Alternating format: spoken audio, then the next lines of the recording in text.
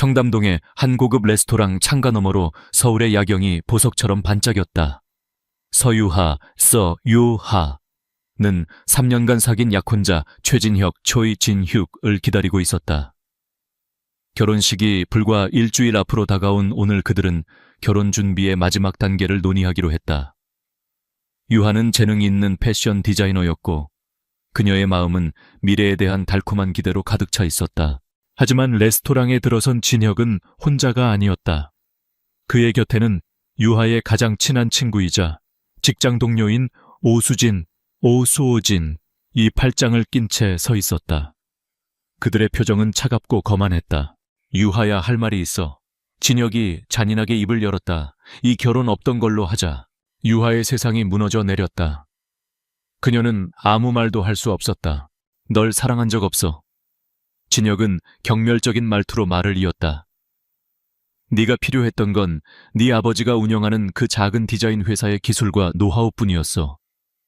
우리 아버지가 곧 새로운 브랜드를 론칭하거든. 내 덕분에 준비는 완벽하게 끝났지. 오수진이 조롱 섞인 웃음을 흘리며 나섰다. 그녀는 진혁이 사준 것이 분명한 값비싼 다이아몬드 목걸이를 과시하며 말했다. 유하야, 아직도 모르겠니? 진혁 씨랑 나 벌써 1년도 넘었어. 네, 그 순진하고 따분한 헌신 정말 지겨웠다고. 이중의 배신. 사랑했던 남자와 영혼을 나눴다고 믿었던 친구. 그들은 그녀의 순수함을 비웃고 그녀의 재능을 훔쳤으며 그녀의 삶을 송두리째 짓밟았다. 유하는 울거나 애원하지 않았다. 그녀의 내면에서 무언가 차갑게 부서져 내렸다. 그녀는 엄청난 충격 속에서도 마지막 남은 존엄성을 끌어모았다.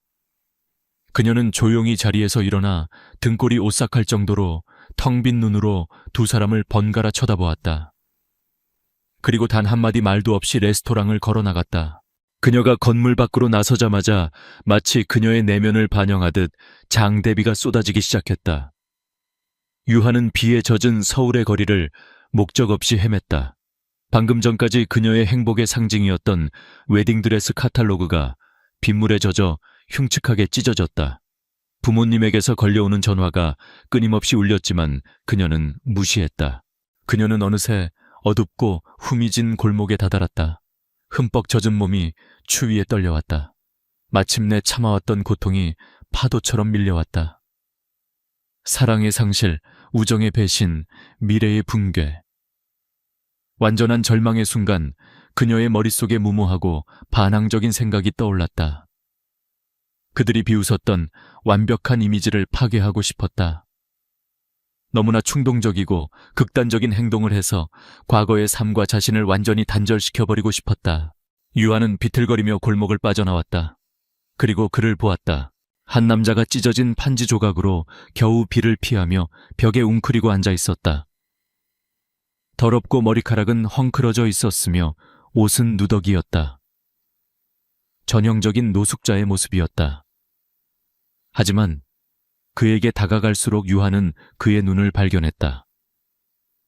폭풍과 남루함 속에서도 그의 눈은 믿을 수 없을 정도로 고요하고 깊고 맑았다. 그녀의 안과 밖의 혼돈과는 극명하게 대조되는 정적인 눈빛이었다. 그가 바로 권태민, K1 태민이었다. 걷잡을 수 없는 충동에 이끌려 유하는 그에게 똑바로 걸어갔다.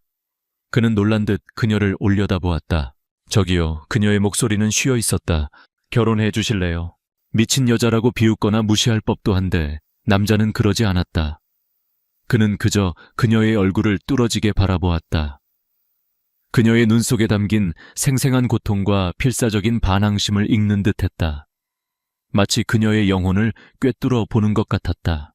길고 긴장된 침묵 끝에 그가 천천히 단호하게 고개를 한번 끄덕였다. 조소. 충격적인 합의였다. 배신당한 디자이너와 이름 없는 노숙자가 비에 젖은 길거리에서 방금 결혼을 약속했다. 그녀는 그가 누구인지, 왜 동의했는지 알지 못했다. 그녀가 아는 것은 오직 하나. 그녀가 방금 자신의 지난 삶에 불을 질렀으며 앞으로 무슨 일이 닥치든 그것은 오롯이 그녀 자신의 선택이라는 것이었다. 다음 날 아침 서유하는 지끈거리는 두통과 함께 잠에서 깼다. 지난밤의 일은 마치 초현실적인 악몽처럼 느껴졌다. 그녀는 자신의 작고 낡은 아파트 침대에서 몸을 일으켰다. 그리고 그를 보았다. 어젯밤에 그 노숙자 권태민이 그녀의 낡은 소파 위에서 얇은 담요를 덮고 잠들어 있었다. 그녀가 몽롱한 상태에서 덮어준 것이 분명했다. 자신의 충동적인 행동이 냉혹한 현실이 되어 눈앞에 펼쳐지자 그녀의 머리가 다시 한번 깨질 듯 아파왔다. 하지만 충격과 후회 속에서도 그녀의 내면 깊은 곳의 완고함이 고개를 들었다. 그녀는 맹세했다. 그 맹세를 물릴 수는 없었다. 그녀는 그에게 다가가 차갑고 사무적인 말투로 그를 깨웠다. 일어나요. 할 일이 있어요. 그녀는 그를 데리고 가장 가까운 구청으로 향했다. 혼인신고를 하기 위해서였다. 구청 직원은 잘 차려입은 비록 감정적으로는 산산조각 났지만 유하와 그녀 옆에 선 남루한 차림의 태민을 보고는 충격과 경멸이 뒤섞인 표정을 감추지 못했다. 그들의 수군거림이 유하의 등 뒤에 비수처럼 꽂혔다. 하지만 태민은 그 모든 과정 속에서 놀라울 정도로 침착했다. 그는 유하가 시키는 대로 묵묵히 서류에 서명했다. 이제 그들의 결혼은 법적으로 효력이 발생했다. 다시 아파트로 돌아온 유하는 그에게 규칙을 설명했다. 이 결혼은 계약이에요. 그녀의 목소리에는 어떤 감정도 실려 있지 않았다. 당신은 여기서 지내도 좋아요. 잠은 소파에서 자요. 내 물건에는 손대지 말고 필요한 경우가 아니면 말도 걸지 마세요. 그 대가로 그녀는 음식과 잠자리를 제공할 것이었다. 이것은 그녀의 반항이자 과거로부터 자신을 보호하기 위한 방패였다. 그녀는 동정이나 관계를 원하지 않았다. 그녀에게 필요했던 것은 과거와의 단절을 상징하는 살아 숨쉬는 증거일 뿐이었다. 우리는 남이에요. 서류상으로만 부부인. 그녀가 차갑게 선을 긋는 동안 권태민은 조용히 그녀를 관찰했다. 그의 진짜 신분은 맨손으로 거대 기술 제국 셀레스티아를 이룩한 억만장자 CEO였다. 그는 과거에 가장 믿었던 스승에게 배신당해 회사를 빼앗길 뻔한 후 부와 지위에 흔들리지 않는 진실한 사람을 찾기 위해 자신의 신분을 숨기고 거리로 나왔다. 그는 이 지루한 실험을 끝내려던 참이었다. 바로 그때 유하가 나타났다. 그는 그녀의 눈에서 탐욕이나 동정이 아닌 깊은 고통과 꺼지지 않는 강인함을 보았다. 그녀의 충동적인 청혼은 새로운 시작을 향한 필사적인 외침이었고 그는 설명할 수 없이 그 모습에 끌렸다. 그는 그녀가 자신을 차갑게 밀어내면서도 담요를 덮어주고 음식을 주고 잠자리를 내어주는 기본적인 인간적 품위를 잃지 않는 것을 보았다. 그 사실이 그의 마음을 움직였다. 그는 그녀의 낡은 가구와 소박한 옷차림, 그리고 책상 위에 흩어져 있는 스케치에서 뿜어져 나오는 엄청난 재능을 대조해 보았다. 그는 그녀가 자신이 아는 물질 만능의 세상에 물들지 않은 진정으로 순수한 사람임을 직감했다. 제목에 첫눈에 반했다는 감정이 바로 여기서 시작되었다. 그것은 단순한 육체적 끌림이 아니었다. 그녀의 인격 역경 속에서도 꺾이지 않는 회복력, 그리고 숨겨진 친절함에 대한 깊은 매혹이었다. 그들의 어색한 동거의 첫 며칠이 흘렀다. 유하는 부모님의 성화와 사무실에 퍼지기 시작한 험담에 대처하며 아무렇지 않은 척 일상을 버텨냈다. 그녀가 없는 동안 태민은 그저 앉아만 있지 않았다. 그는 조용히 아파트를 청소했고 그녀가 몇 달간 방치했던 물이 새는 수도꼭지를 고쳤으며 어지러운 책장을 정리했다. 그는 어떤 대가도 바라지 않고 묵묵히 움직였다. 집에 돌아온 유하는 이 작은 변화들을 눈치챘지만 아무 말도 하지 않았다. 그의 조용한 친절함이 혼란스러우면서도 신경이 쓰였다. 어느 날 저녁 그녀는 완전히 지친 상태로 늦게 귀가했다. 하루 종일 아무것도 먹지 못했다. 그런데 식탁 위에 소박하지만 따뜻한 저녁상이 차려져 있었다. 밥과 국 그리고 그녀가 탁자 위에 놓아둔 약간의 현금으로 사온 것이 분명한 몇 가지 반찬들. 그는 어디에도 보이지 않았다. 아마도 그녀에게 공간을 주기 위해 베란다 구석에 조용히 앉아 있는 듯했다. 대가 없는 이 작은 배려는 그녀의 갑옷에 작은 균열을 만들었다. 배신 이후 처음으로 누군가가 그녀에게 아무것도 바라지 않고 무언가를 해주었다. 유아는 식탁에 홀로 앉아 소박한 식사를 바라보았다. 그녀는 그에게 고맙다고 말하지 않았지만 밥 한 톨 남기지 않고 모두 먹었다. 배신 이후 처음으로 눈물 한 방울이 그녀의 뺨을 타고 흘러내려 빈 그릇 안으로 떨어졌다. 그것은 슬픔의 눈물만은 아니었다. 아직 이름 붙일 수 없는 복잡하고 새로운 감정의 눈물이었다. 그녀는 낯선 노숙자와 결혼했지만 아이러니하게도 자신의 집에서 처음으로 차가운 절망이 아닌 다른 감정의 미미한 온기를 느끼고 있었다. 서류상의 결혼이 이상하게도 현실처럼 느껴지기 시작했다. 서유아는 며칠간의 휴가 끝에 다시 회사로 돌아갔다. 그녀가 라비앙, 로즈, 라비 앤 로즈 디자인 부서의 문을 열고 들어서는 순간 아침의 활기찬 잡담 소리가 거짓말처럼 멎었다. 한때 그녀의 재능을 동경했던 동료들은 이제 동정 호기심 그리고 경멸이 뒤섞인 눈으로 그녀를 쳐다봤다. 경쟁사 회장의 아들인 최진혁과의 파혼 소문은 이미 파다하게 퍼져 있었다. 옛 친구였던 오수진이 걱정스러운 척하며 그녀에게 다가왔다. 유하야, 괜찮아. 얼굴이 많이 상했네. 그녀의 목소리는 꿀처럼 달콤했지만 눈에는 승리자의 잔인한 악의가 가득했다. 곧이어 최진혁 또한 수진의 팔짱을 낀 채 마치 자신의 영역을 과시하듯 부서를 거닐었다. 그는 유아를 마치 가구라도 되는 듯 무시하는 시선으로 한번 훑어볼 뿐이었다. 이 공개적인 과시는 그녀를 더욱 모욕하기 위해 치밀하게 계산된 행동이었다. 디자인 부서는 현재 회사의 연간 실적을 좌우할 수 있는 중요한 프로젝트 다가오는 시즌의 새 컬렉션 작업의 한창이었다. 유하는 이 컬렉션의 핵심 콘셉트의 수석 디자이너였고 몇 달 동안 자신의 심혈을 기울여온 디자인이었다. 그것은 혁신적이었고 엄청난 히트작이 될 잠재력을 가지고 있었다. 하지만 권력 있는 최 씨 가문에 잘 보이려는 김 부장이 팀 회의를 소집하면서 모든 것이 뒤틀렸다. 회의에서 그는 프로젝트 리더십에 변경을 발표했다. 그는 수진의 신선한 관점을 칭찬하며 유하의 콘셉트의 총괄 책임자 역할을 그녀에게 넘겼다. 유하는 순식간에 보조 역할로 밀려났다. 불의는 명백했다. 유하는 전문가답게 항의하려 했다. 부장님, 그 디자인은 제가 처음부터... 하지만 김 부장은 그녀의 말을 잘랐다. 서유아 씨, 지금 개인적인 감정 때문에 회사 일에 지장을 주면 곤란해. 며칠 후 임원들을 대상으로 한 주요 프레젠테이션에서 오수진은 유하의 독창적인 디자인 보드에 약간의 장식만 바꾼 채 마치 자신의 작품인 것처럼 발표했다. 그녀는 유하가 개발한 혁신적인 콘셉트와 구조적인 기법에 대한 모든 공로를 뻔뻔하게 가로챘다. 뒷자리에서 이 모든 것을 지켜보던 유하의 내면에서 차가운 분노가 들끓었다. 이것은 더 이상 상처받은 마음에 관한 문제가 아니었다. 그녀의 전문가로서의 정체성, 그녀의 재능이 도둑맞고 있는 현장이었다. 그녀는 자리에서 일어나 모든 사람 앞에서 수진에게 직접적으로 맞섰다. 그건 제 디자인입니다. 수진은 즉시 피해자를 연기했다. 그녀의 눈에는 가짜 눈물이 그렁그렁 맺혔다. 유하야, 어떻게 나한테 이럴 수 있어? 진혁 씨 일 때문에 나한테 앙심을 품은 건 알겠지만 이건 너무하잖아.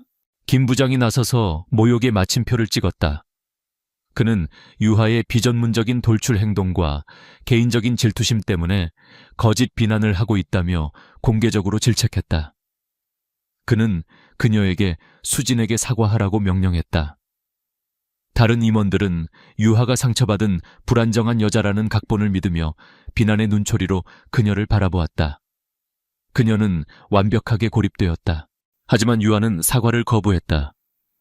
그녀는 수진과 김 부장 그리고 다른 임원들을 맑고 흔들림 없는 눈으로 바라보았다. 저는 도둑에게 사과하지 않습니다. 그녀는 그 말을 남기고 충격과 분노에 휩싸인 청중을 뒤로 한 채 당당하게 회의실을 걸어나갔다. 그녀는 이 회사에서의 경력이 끝장날지도 모른다는 것을 알았지만 그녀의 자존심은 그보다 더 가치가 있었다. 같은 시각 유하의 작은 아파트에서 태미는 낡은 소파에 앉아 있지 않았다. 그는 다른 전화기를 통해 그의 진짜 비서와 통화하고 있었다. 내가 말한 패션 회사 라 비앙 로즈. 거기에 대한 모든 정보를 모아. 특히 최진혁과 오수진 김 부장이라는 인물에 대해서. 그리고 다가오는 시즌 컬렉션의 주요 투자자들 명단을 확인해봐. 그는 그녀의 고통을 알고 있었고 체스판 위에서 자신의 말을 움직이기 시작했다.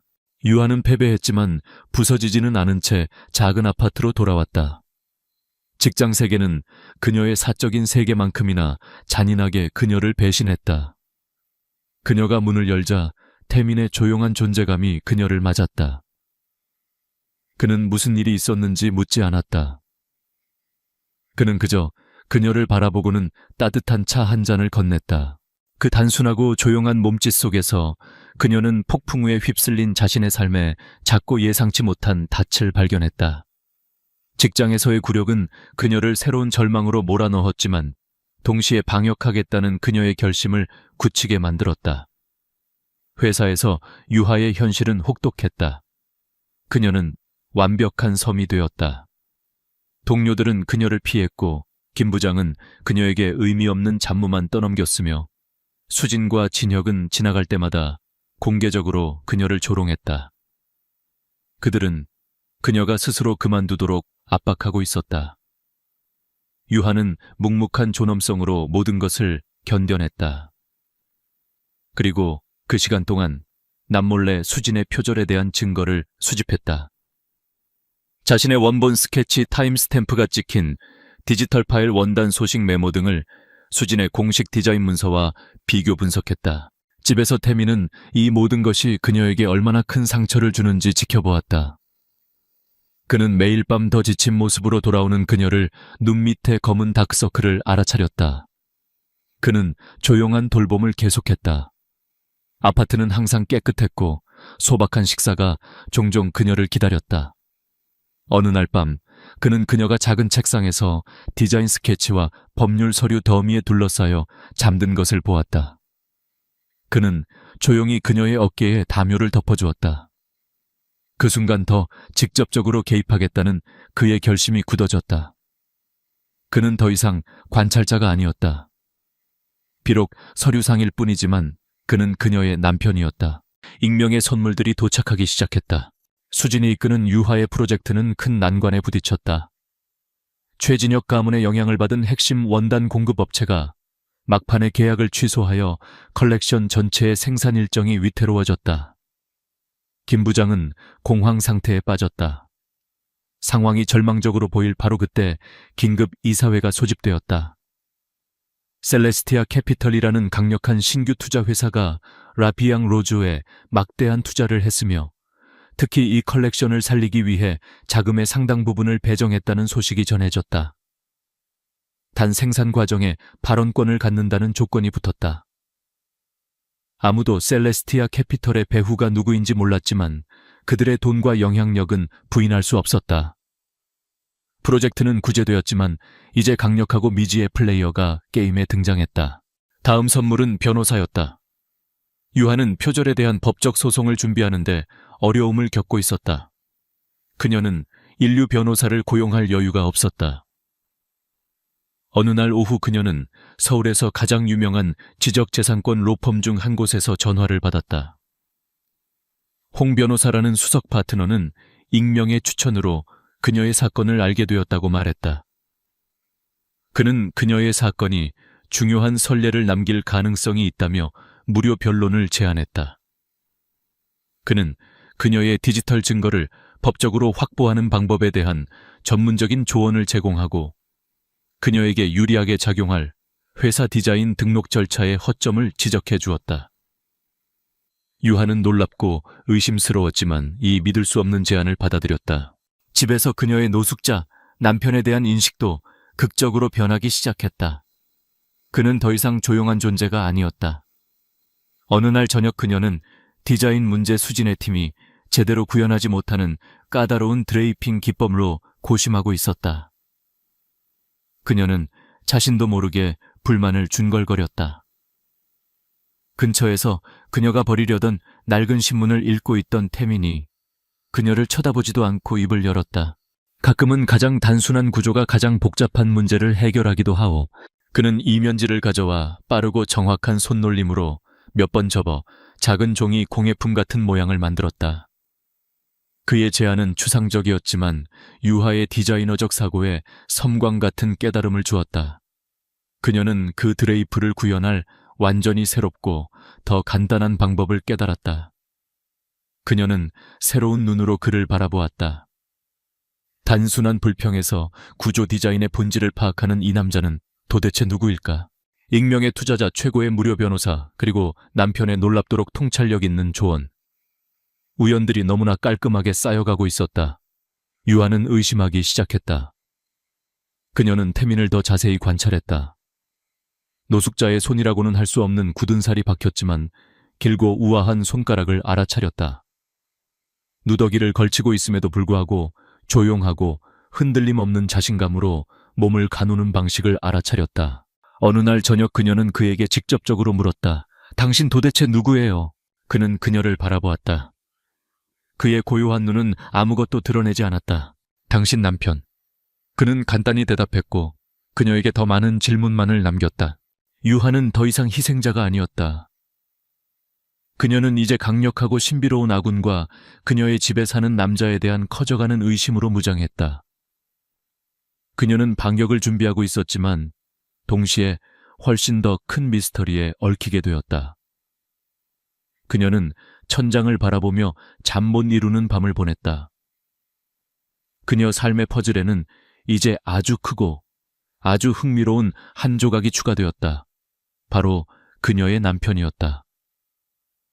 라비앙 로즈의 시즌 컬렉션 론칭 행사의 날이 밝았다. 수많은 언론 바이어 그리고 업계의 VIP들이 참석한 패션쇼는 뜨거운 열기로 가득했다. 무대 뒤에서 수지는 컬렉션의 중심이 된 천재 디자이너로서 인터뷰를 하며 영광의 순간을 만끽하고 있었다. 진혁은 의기양양하게 그녀의 곁을 지켰다. 유하 또한 보조 역할로 그곳에 있었다. 자신의 도둑맞은 작품이 런웨이를 활보하는 것을 강제로 지켜봐야만 했다. 그녀는 차분했고 표정은 읽을 수 없었다. 손에는 홍 변호사가 준비해준 증거가 담긴 작은 포트폴리오를 꽉 쥐고 있었다. 오늘이 바로 그녀가 진실을 폭로하기로 계획한 날이었다. 쇼가 시작되었다. 유아의 작품에 기반한 중심 라인이 공개되자 관객석에서는 열광적인 박수가 터져 나왔다. 특히 유아가 태민의 힌트로 해결했던 혁신적인 드레이핑 기법은 큰 화제가 되었다. 수진과 진혁은 승리의 미소를 교환했다. 쇼의 피날레가 끝나고 수진이 디자이너로서 마지막 인사를 하려는 순간 갑자기 행사장 조명이 어두워지고 승리에 찬 음악이 끊겼다. 단 하나의 스포트라이트가 입구를 비추었다. 모든 사람들이 혼란 속에서 그곳을 쳐다보았다. 권태민이 걸어 들어왔다. 그는 더 이상 남루한 노숙자가 아니었다. 힘과 부유함을 온몸으로 발산하는 완벽하게 재단된 어두운 색상의 슈트를 입고 있었다. 머리는 단정하게 손질되었고 깔끔하게 면도한 얼굴에서는 날카롭고 잘생긴 이목구비가 드러났다. 그가 뿜어내는 엄청난 권위의 아우라에 장내의 모든 시선이 집중되었다.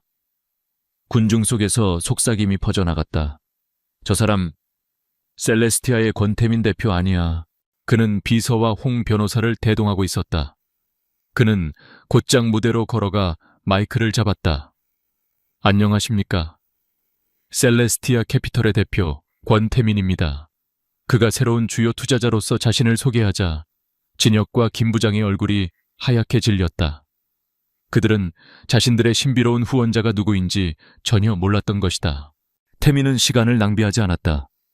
이 자리에 온 것은 축하를 하기 위함이 아닙니다. 도둑질을 고발하기 위함입니다. 그는 무대 위에서 충격으로 얼어붙은 수진을 가리켰다. 그리고 홍 변호사를 불렀다. 홍 변호사는 대형 스크린에 반박할 수 없는 증거들을 띄웠다. 유하의 원본 타임스탬프 디지털 스케치와 수진의 사본을 나란히 비교한 자료. 수진이 프로젝트를 맡기 몇 달 전부터 유하와 함께 원본 콘셉트 작업을 했다는 원단 공급 업체들의 법적 진술서. 수진으로서는 도저히 흉내내거나 설명할 수 없는 유하의 시그니처인 독특하고 복잡한 디자인 기법을 상세히 분석한 셀레스티아 의뢰 전문가 보고서. 증거는 압도적이었다. 언론은 열광했고 카메라 플래시가 미친 듯이 터졌다. 수진은 아무런 변명도 하지 못하고 말을 더듬었다. 진혁이 끼어들어 태민이 기업 사보타주를 하고 있다고 비난하려 했다. 태민은 얼음장 같은 시선을 진혁에게 돌렸다. 최진혁 씨, 당신의 아버지가 내게 보낸 이메일을 공개해줄까? 라 비앙 로즈의 기술을 빼돌릴 수 있도록 도와준다면 셀레스티아의 다음 프로젝트에 특혜를 주겠다는 내용이었지. 이것은 진혁의 가문 전체를 연루시키는 더 큰 음모를 폭로하는 것이었다. 진혁은 완전히 패배하여 그 자리에 주저앉았다. 이제 마지막 개인적인 클라이맥스가 남았다. 모든 시선이 태민과 무대 위에 망신당한 인물들에게 쏠려 있었다. 태민의 시선이 관객석을 훑다가 무대 옆에서 이 모든 상황을 경악 속에 지켜보고 있던 유하를 찾아냈다. 그는 누구도 예상치 못한 행동을 했다. 그는 무대에서 내려와 그녀에게 똑바로 걸어가 부드럽게 그녀의 손을 잡고 자신과 함께 스포트라이트 안으로 이끌었다. 그는 충격에 빠진 관객들을 향해 돌아섰다. 그의 팔은 그녀를 보호하듯 감싸고 있었다. 그의 목소리는 이제 더 부드러워졌지만 여전히 홀 전체를 채울 만큼 명확했다. 그리고 이 쇼의 진짜 디자이너인 서유하 씨는, 그는 부인할 수 없는 애정이 담긴 표정으로 그녀를 내려다보며 잠시 말을 멈췄다. 제 아내입니다. 대혼란. 그 폭로는 모든 것을 날려버리는 폭탄이었다. 유하는 자신의 손을 잡고 있는 남자를 올려다보았다. 그녀의 노숙자, 남편 그녀를 위해 적들을 무너뜨린 억만장자 CEO. 비에 젖은 골목에서 보았던 바로 그 고요하고 깊은 눈이 이제는 오직 그녀만을 위한 따스함으로 가득 차 있었다. 진실은 가장 극적인 방식으로 세상에 알려졌고 그들의 삶은 다시는 예전과 같을 수 없을 것이다. 패션쇼 현장은 아수라장이 되었다. 언론은 벌떼처럼 그들에게 몰려들었다. 태민의 경호팀이 길을 만들었고 유하를 보호하며 행사장을 빠져나왔다. 유하는 남편의 정체와 그의 극적인 복수라는 이중의 폭로에 정신을 차릴 수 없었다. 그녀는 그의 단단하고 안심시키는 손에 이끌려 무작정 앞으로 나아갈 뿐이었다. 수진과 진혁의 세계는 완벽하고 처참하게 무너져 내렸다. 수진은 기자들의 질문 공세 속에서 경호원들에게 끌려나갔고 그녀의 얼굴은 불신과 공포로 일그러져 있었다. 진혁은 공개적으로 망신을 당한 자신의 아버지와 마주해야 했다. 라비앙 로즈는 하룻밤 사이에 폐허가 되었다. 주가는 폭락했고 계약은 줄줄이 취소되었다. 김 부장은 그 자리에서 해고당했다. 셀레스티아와 홍 변호사는 즉시 사기 표절 산업 스파이 혐의로 그들 모두에게 법적 조치를 개시했다. 그들이 맞이한 결과는 신속하고 공개적이며 무자비했다. 태민은 유아를 대기하고 있던 검은색 고급 세단으로 이끌었다. 바깥의 혼돈과는 대조적으로 차 안은 고요했다. 폭로 이후 처음으로 단둘이 남게 된 순간이었다. 침묵 속에는 차마 말로 꺼내지 못한 수많은 질문들이 떠다녔다. 마침내 유하가 목소리를 냈다. 당신 누구냐고 물었잖아요. 그녀의 목소리는 혼란과 상처 그리고 속았다는 것에 대한 희미한 분노가 섞인 속삭임이었다. 그는 그녀의 작은 아파트로 가지 않았다. 대신 한강이 내려다 보이는 멋진 현대식 펜트하우스, 그의 진짜 집으로 그녀를 데려갔다. 광활하고 아름답지만 어딘가 차갑게 느껴지는 공간 안에서 그는 마침내 모든 것을 털어놓았다. 그는 셀레스티아의 CEO라는 자신의 진짜 신분을 밝혔다. 그는 가장 믿었던 스승에게 당했던 과거의 배신과 그로 인해 진짜 사람을 찾기 위해 냉소적인 실험을 시작하게 된 계기를 설명했다.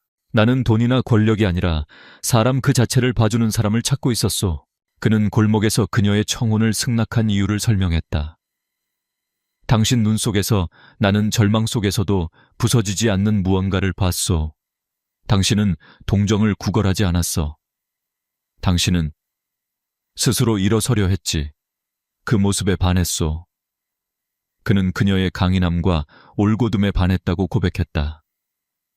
그는 자신의 정체를 속인 것에 대해 사과하며 자신의 부가 드러나면 그녀가 자신을 보는 방식이 변할까봐, 자신이 찾은 유일한 진실한 관계가 변질될까봐 두려웠다고 설명했다. 유한은 그의 이야기를 들으며 감정의 소용돌이에 휩싸였다. 자신의 삶이 그의 실험의 일부였다는 사실에 분노를 느꼈다. 하지만 배신에 대한 그의 두려움이 자신의 상처와 닮아 있음을 이해하기도 했다. 그녀는 그의 조용한 보살핌, 따뜻한 식사, 담요 통찰력 있는 조언, 그리고 강력하고 보이지 않던 도움들을 떠올렸다. 그의 정체는 거짓이었을지 몰라도 그의 행동은 언제나 진심이었음을 깨달았다. 그녀는 즉시 그를 용서하거나 그의 품에 안기지 않았다. 그녀의 상처는 진짜였다. 그래서 당신의 실험은 성공했나요? 당신이 원하던 진짜 사람을 찾았으니 이제 이 계약은 끝인가요? 그녀의 질문은 날카로운 시험이었다. 이제는 그녀가 자신을 보호할 차례였다. 그는 그녀의 말에 고통스러운 표정을 지었다. 아니, 그의 목소리는 단호했다. 이건 더 이상 실험이 아니오. 당신을 만난 순간부터 이것은 내 삶이 되었소. 이 결혼 서류상의 계약으로 시작했지만 나는 이것이 진짜가 되기를 바라오. 당신이 허락한다면. 그는 부로써 그녀의 용서를 사려 하지 않았다. 그는 자신의 감정을 그대로 드러내며 그녀 앞에서 스스로를 상처받기 쉬운 존재로 만들었다. 마치 그녀가 비오는 골목에서 그에게 그랬던 것처럼.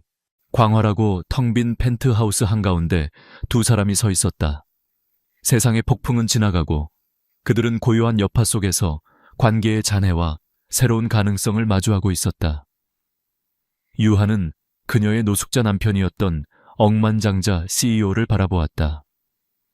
그녀는 정의를 되찾았지만 그녀의 마음은 혼란스러웠다. 그녀는 아직 그에게 답을 주지 않았다. 이야기는 이 해결되지 않은 감정적 긴장감 속에서 막을 내리며 진실 위에서 미래를 건설해야 할 마지막 장을 예고했다. 유한은 즉시 답을 내놓지 않았다. 대신 그녀는 며칠간의 시간을 요청했다. 태미는 그녀가 머물 수 있도록 깨끗하고 조용한 호텔을 마련해 주었고 그녀의 결정을 존중하며 묵묵히 기다렸다. 유한은 그 시간 동안 모든 것을 정리했다. 그녀는 라비앙 로즈에 공식적으로 사직서를 제출했다. 뉴스에서는 연일 그녀의 적들의 몰락에 대해 떠들어댔지만 그녀는 기쁨 대신 조용한 안도감을 느낄 뿐이었다. 그녀의 주된 고민은 단 하나였다. 권태민은 누구이며 CEO와 노숙자라는 가면 뒤에 있는 그 남자에 대해 자신은 무엇을 느끼는가? 태민은 그녀에게 압력을 가하지 않았다. 그는 값비싼 선물 대신 그녀를 이해하고 있음을 보여주는 방식으로 그녀에게 다가갔다. 그는 그녀가 오랫동안 찾아 헤맸던 희귀한 역사 직물 디자인에 관한 절판된 책을 구해보냈다. 그는 그녀를 위해 섬유박물관의 개인 투어를 예약했다. 그는 그녀의 결정을 통제하려 하지 않고 묵묵히 지지했다. 그의 행동은 그녀를 소유물이 아닌 열정적인 디자이너, 서유하 그 자체로 보고 있음을 보여주었다. 그것은 부가 아닌 존중에 기반한 구애였다. 유하의 전환점은 부모님을 만났을 때 찾아왔다. 그들은 그녀의 행운에 기뻐하며 억만장자 남편에 대해 떠들어댔다. 그 순간 유하는 중요한 것을 깨달았다. 세상은 이제 그녀를 권태민의 아내로만 볼 것이다. 하지만 노숙자로서든 CEO로서든 태민 자신만이 꾸준히 디자이너 서유하를 봐주었다. 그는 그녀를 구원한 것이 아니었다. 그는 그녀가 스스로를 구원할 수 있도록 도구를 쥐어준 것이었다. 이 깨달음은 그녀의 남은 분노를 녹였고 그녀의 진짜 감정이 수면 위로 떠오르게 했다. 그녀는 그의 조용한 존재, 통찰력 있는 말 한마디, 그리고 그가 끓여주던 소박한 차 한 잔이 그리웠다. 결심을 굳힌 그녀는 그에게 전화했다. 펜트하우스로 돌아가기 위해서가 아니라 중립적인 장소인 작은 예술 카페에서 만나기 위해서였다. 그곳에서 그녀는 자신의 답을 들려주었다. 그녀는 정직함 위에서 처음부터 그와 함께 진짜 결혼 생활을 만들어 나갈 의향이 있다고 했다. 단 한 가지 조건이 있었다. 그녀는 그의 그늘 아래 사는 여자가 되지 않을 것이었다. 그녀는 자신의 디자인 브랜드를 시작하는 것이 꿈이라고 말했다. 나는 내 이름으로 서고 싶어요. 권태민의 아내가 아니라 디자이너 서유아로. 이 말에 대한 태민의 반응이 마지막 시험이었다. 그는 동의만 한 것이 아니었다. 그는 진심으로 기뻐했다. 이것이 바로 그가 사랑에 빠졌던 강하고 독립적인 여자였다. 그는 그냥 돈을 주겠다고 제안하지 않았다. 대신 그는 그녀의 첫 엔젤 투자자가 되어 그녀를 진지한 사업 파트너로 대하겠다고 제안했다. 그는 그녀가 만들 사업 계획서에 기반하여 그녀의 새 브랜드 유하에 공식적인 투자를 하겠다고 약속했다. 이 행동은 그들의 관계를 동등한 파트너십으로 확립했다. 몇 달이 흘렀다. 유하의 작고 독립적인 패션 레이블의 론칭 행사가 열렸다. 행사는 소박했지만 세련되었고 상류층 인사들이 아닌 진정한 패션 애호가들로 가득했다. 온전히 그녀 자신의 힘으로 만들어진 컬렉션은 비평가들의 극찬을 받았다. 태민은 셀레스티아의 위압적인 CEO가 아닌 행사장 뒤편에서 엄청난 자부심과 사랑이 담긴 눈으로 그녀를 지켜보는 한 남자로서 조용히 서 있었다. 그는 그녀의 가장 큰 지지자이자 조용한 파트너이며 그녀의 남편이었다. 성공적인 쇼가 끝난 후 그들은 함께 집으로 걸어갔다. 차가운 펜트하우스가 아닌 그들이 함께 고른 진짜 집처럼 느껴지는 새로운 공간으로. 구청에서 시작된 서류상의 결혼은 진정한 감정적 유대로 대체되었다. 그가 물었다. 후회하지 않소. 그날 밤 비오는 골목에서. 그녀는 반짝이는 눈으로 그를 바라보았다. 아니요, 내 인생 최고의 결정이었어요. 그들은 손을 잡고 걸어갔다. 과거는 마침내 뒤로 하고 진정으로 공유된 미래가 그들 앞에 펼쳐져 있었다. 첫눈의 반함은 이제 존중과 신뢰에 기반한 깊은 사랑으로 무르익어 있었다. 서유하는 이제 라 비앙 로주의 직원이 아니었다. 그녀는 자신의 이름을 딴 브랜드 유하의 창립자이자 수석 디자이너였다. 그녀의 브랜드는 독창적인 디자인과 윤리적인 생산 방식으로 업계에서 빠르게 명성을 얻었고 그녀는 이제 자신의 힘으로 당당히 선 존경받는 CEO였다. 그녀가 작업실로 가져갈 원단 샘플을 챙기는 동안 주방에서는 고소한 냄새가 풍겨왔다. 권태민이 아침 식사를 준비하고 있었다. 셀레스티아의 냉철한 CEO나 거리의 고요한 노숙자의 모습은 온데간데 없었다. 그는 편안한 라운지웨어를 입고 완벽한 스크램블 에그를 만드는데 놀라울 정도로 집중하고 있었다. 그는 회사의 일상적인 운영을 신뢰하는 팀에게 더 많이 위임했고 이제는 일과 삶의 균형을 즐기고 있었다. 유하와 함께하는 이 소박한 아침은 그에게 있어 세상 그 어떤 계약보다 더 큰 기쁨이었다. 자기 어젯밤에 식탁에 두고 간 그 실크 원단 오늘 아침 내 재무보고서랑 섞일 뻔했어. 태민이 장난스럽게 말했다. 유아는 웃으며 그의 허리를 감쌌다. 내 영감이 회장님의 딱딱한 숫자를 좀 부드럽게 만들어줄 수도 있잖아. 그녀는 계란 요리에 열중한 그의 진지한 표정을 보며 다시 한번 웃음을 터뜨렸다. 세상에 수조 원짜리 프로젝트를 결정할 때도 그런 표정은 아니겠어. 이건 내 아내의 아침 식사잔소. 그 어떤 프로젝트보다 중요하지. 그가 부드럽게 받아치며 그녀의 이마에 입을 맞췄다. 그들의 대화는 이제 편안하고 따뜻했다. 그들은 함께 아침을 먹으며 오늘의 일과를 이야기했다. 그녀의 새로운 공급업체와의 미팅, 그의 이사회 회의. 그들은 모든 면에서 파트너였고 서로의 경력을 존중하고 지지했다.